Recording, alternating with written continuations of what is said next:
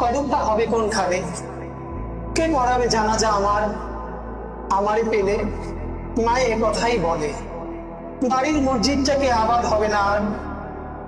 বেশি মানুষ আর করিস না, তবে খোদে যাওয়ার মায়ের খবর দিস।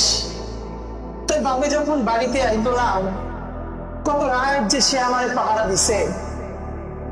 আমার দাফন হয়ে গেলে তুই থাকবি আরো, সবাই যাবার পর হতে থাকবি ইয়াসিন আর রহমান। হাত তুলে আল্লাহরে কবি, মায়ের প্রশ্ন সহজ করো হে খোদা দয়াবান। মায়েরা চিরদিন আলিফের মতো থাকে না, মায়েদের দেহ বার্ধক্য আসে একদিন। কোমরটা নুই পড়ে রূপুর মতন, সুরমায় ছেয়ে যায় চোখের উঠন। মায়েরা অমর নয় কে আমি জানি, মায়ের প্রেসক্রিপশনটা আমার বড় আপন। আব্বার দেওয়া হাতের বালা, পিতলের পানের থালা, এমনকি তার নামাজের সেই ভাঙা চৌকিটাও। হঠাৎ ভাবি, মায়না হয়ে আমার সাথেই বলল, নিদান কালেও চুমু খাইয়া আমাকে গলায় ধরল।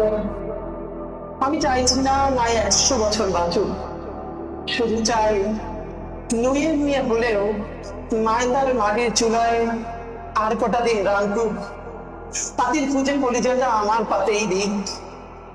সংসারে মাত্র একটা অদৃশ্য ঐশী সুতো, মাকড়সার মতো সেই সুতোটা আর কটা দিন বাঁধুক। ধন্যবাদ।